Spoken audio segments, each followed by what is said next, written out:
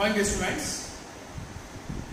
In today's lecture, we will talk about one of the most important topic of organic chemistry, and the topic is isomerism.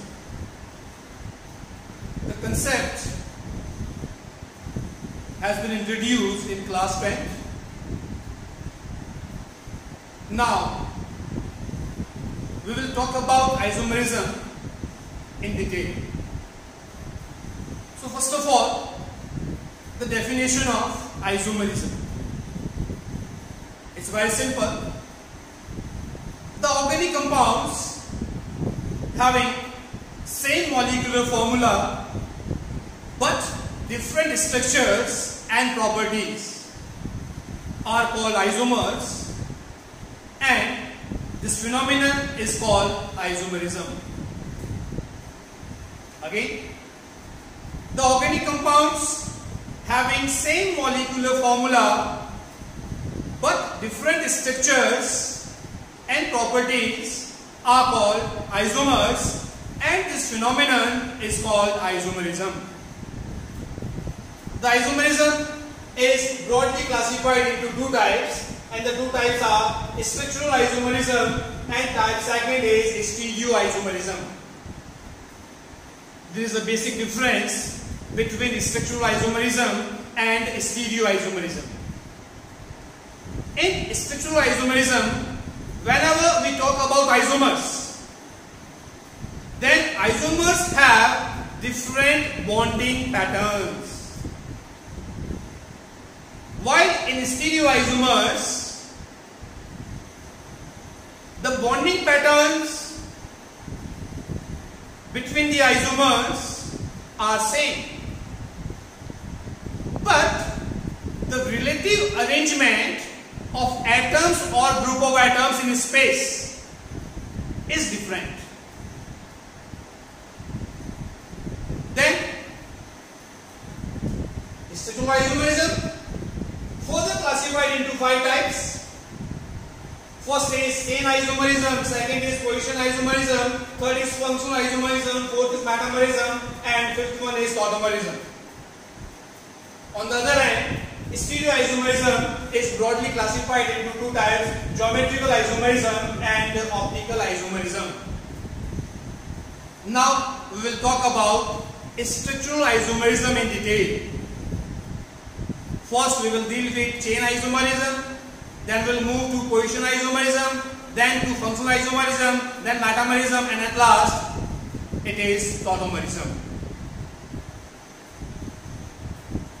Now let us talk first about chain isomerism.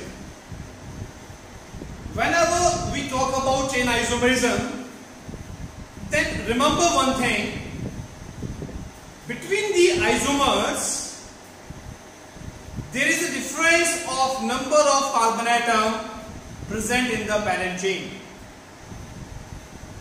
We always go with the straight chain first, then we start creating branching. So here in chain isomerism, isomers differs by number of carbon atom present in parent chain. So let's start with the simplest example. If we have molecular formula C4H10, then for this molecular formula we can draw two chain isomers.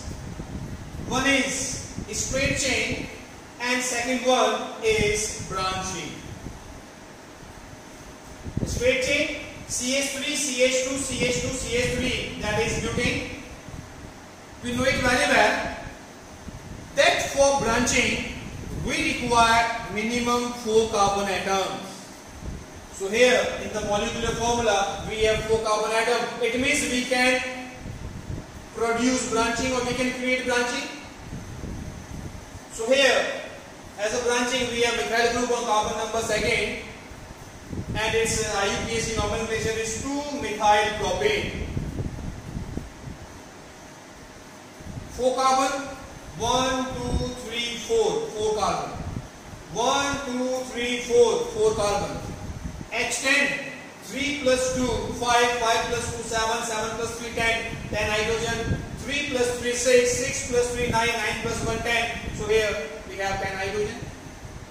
So in both the case we have same number of carbon and same number of hydrogen, but the structure is different. And what is the difference in the structure? There is one carbon atom less in parent chain in isomer number second.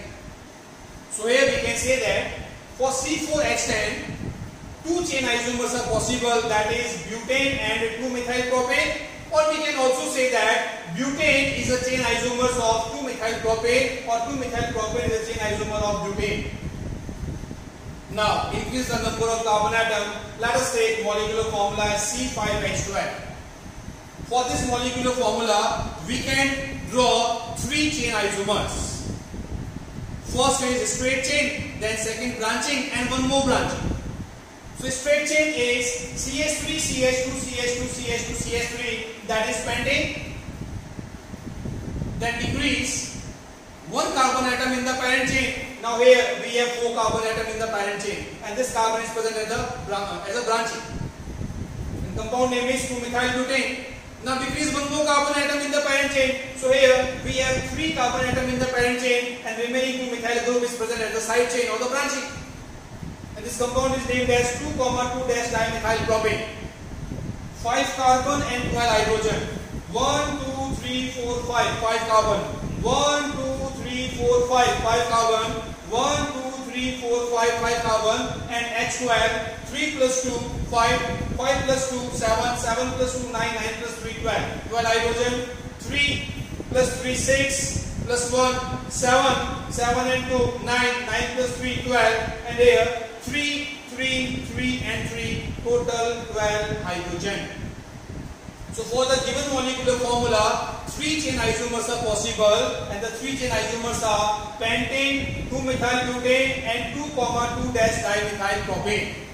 Or we can say that pentane is a chain isomer of 2-methylbutane and 2-methylbutane is a chain isomer of 2,2-dimethylpropane. Remember one thing, whenever we discuss about chain isomerism, then we never change the position of the functional group. If we change the position of the functional group, then it becomes the second type, that is position isomerism.